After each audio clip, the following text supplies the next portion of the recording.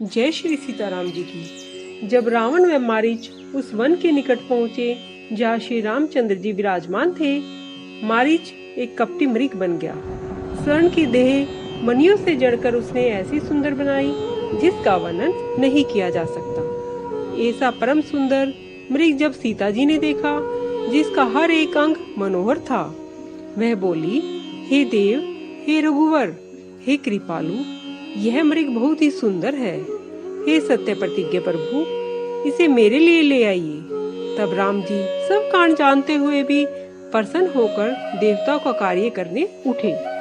हिरण को देखकर कमर में फेटा बांधा, हाथ में सुंदर धनुष लेकर बाण चढ़ाया।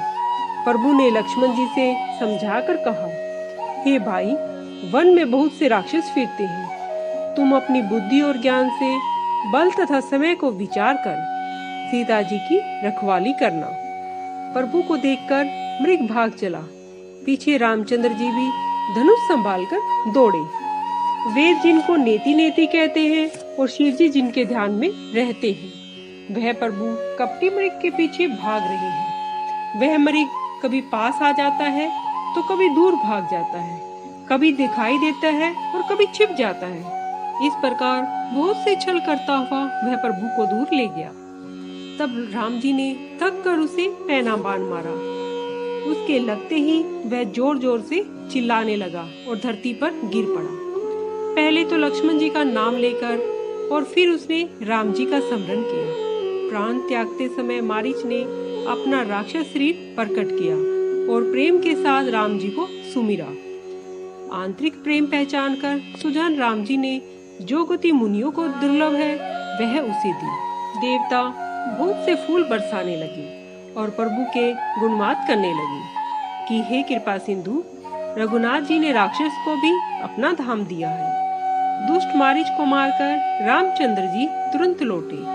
हाथ में धनुष और कमर में तरकश शोभामयान था। वहाँ सीता जी ने जब प्रभु की दुख भरी वाणी सुनी तब बहुत ही घबराकर लक्ष्मण जी से कहने लगी, जल्दी जाओ, तुम्हारा भाई संकट में है।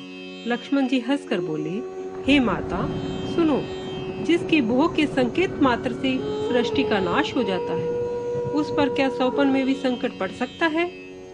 यह सुनकर सीता जी ने मरम वचन कहे। तब भगवान की प्रेरणा से लक्ष्मण जी का मन भी डिग गया। वन और दिशाओं के देवताओं आदि सबको सीता जी को सौंपकर वे वहां चले जहां चंद्रमा रूपी रावण को ग्रसने के लिए राहु रूपी राम जी थे। रावण इस बीच में सोना देखकर सन्यासी के रूप में समीप आ गया, जिसके डर से देवता और राक्षस डरते हैं। रात को नींद भर नहीं सो पाते और दिन को अन्न नहीं खाते।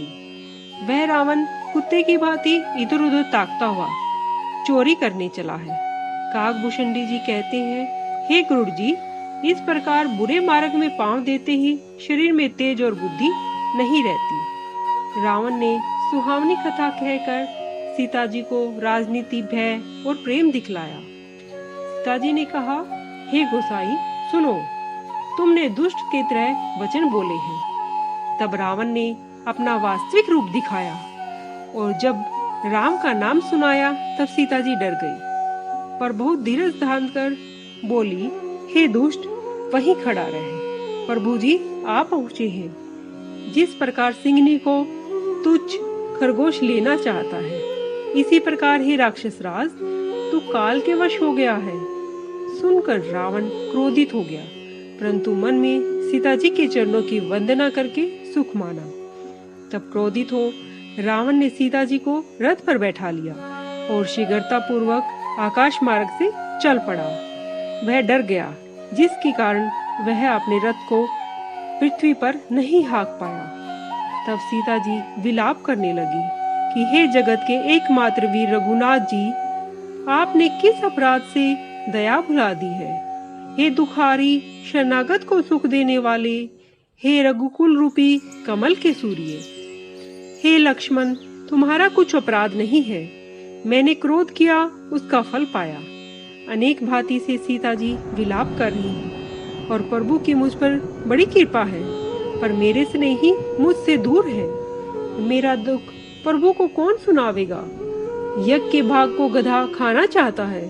सीता जी का भारी विलाप सुनकर चराचर के जीव दुखित हो गए। गिद्धों में श्रेष्ठ जटायु ने दुख भरी वाणी सुनकर रघुवंश भूषण श्री राम जी की स्त्री सीता जी को पहचान लिया। जैसे कसाई के अधीन कपिला गाय हो जाती है, वैसे ही सीता जी को नीच राक्षस लिए जा रहा है। वह बोला, हे बेटी सीता, अब भय मत कर, मैं इस राक्षस का नाश करूंगा। यह कहकर क्रोधित हो जटायु ऐसे झपटा जैसे वज्र पर्वत गिरता है। वह बोला, रे दुष्ट, खड़ा क्यों नहीं होता? बेधड़क चला जाता है, मुझे नहीं जानता। जटायु को काल के समान आते देख रावण ने लौटकर अनुमान लगाया कि यह मैनाक पर्वत है या गरुड़ है, पर वह तो अपने स्वामी हरि समेत मेरे बल को जानता है। फिर रावण ने जाना कि यह तो बूढ़ा जटायु है, मेरे हाथ रूपी तीर्थ में अपना शरीर छोड़ेगा।